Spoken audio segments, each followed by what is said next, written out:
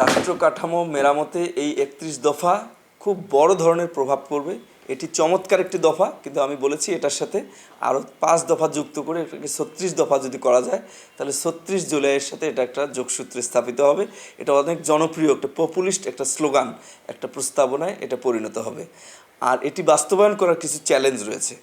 এটি বাস্তবায়ন করার জন্য রাজনৈতিক যে নেতাকর্মী তাদের ব্যাপক ধরনের প্রশিক্ষণ দরকার এবং এই প্রত্যেকটা ধারা সম্পর্কে তাদের পরিষ্কার ধারণা থাকা দরকার, যে ধারণাটা তারা তৃণমূল পর্যায়ে সাধারণ মানুষের কাছে নিয়ে যাবে। এখানে যত কঠিনভাবে বলা হয়েছে এটা সহজভাবে সাধারণ মানুষের কাছে নিয়ে যেতে হবে। নিয়ে যাওয়ার জন্য কি করতে হবে? প্রত্যেকটা ইউনিয়ন লেভেলে, প্রত্যেকটা উপজেলা লেভেলে সভা সেমিনার আয়োজন করতে হবে ব্যাপকভাবে।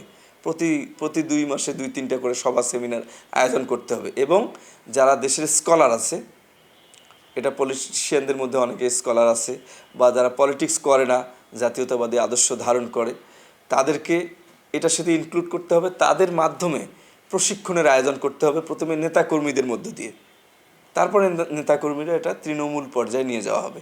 সুতরাং এটা বাস্তবায়নের জন্য যে চ্যালেঞ্জ, এই প্রশিক্ষণ কর্মসূচি হচ্ছে তার মধ্যে একটা। এর মধ্য দিয়ে সবাইকে অভ্যস্ত করাতে হবে, বোঝাতে হবে যে জিনিসটা কী। যেমন হচ্ছে দ্বিকক্ষ বিশিষ্ট আইনসভা আমরা বলি, সাধারণ মানুষ অনেকেই জানেন যে এটা কী জিনিস এবং এটা কেন দরকার। এটা প্রথমে স্কলারদের কাছ থেকে।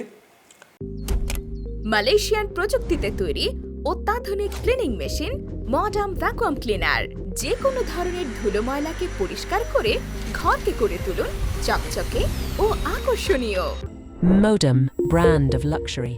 পলিটিশিয়ানরা যারা এটা একটু কম বোঝে তাদেরকে এটা বোঝানোর ব্যবস্থা করতে হবে সহজভাবে। তারপরে সেটা তৃণমূল পর্যায়ে তারা আরও সহজভাবে নিয়ে যাবে। পলিটিশিয়ানদের মধ্যে অনেক ভালো ভালো শিক্ষিত স্কলার আছে, অনেকে এগুলো যিনি ভালো বোঝে, তারাও এই প্রশিক্ষণ কর্মসূচিতে অংশ নেবে।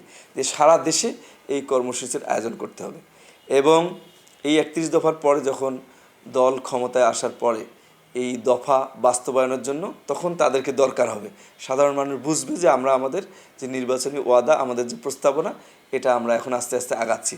তখন সাধারণ মানুষ বুঝবে যে আমাদের নির্বাচনী ওয়াদা আমাদের দল এখন পালন করছে। এটা অত্যন্ত পজিটিভলি তখন বিষয়টা জনগণের কাছে চলে আসবে। কিন্তু এটা যদি অস্পষ্ট থেকে যায়, সেটা বাস্তবায়নের পরেও অনেক মানুষ তখন বুঝতে পারবে না যে কী করা হচ্ছে।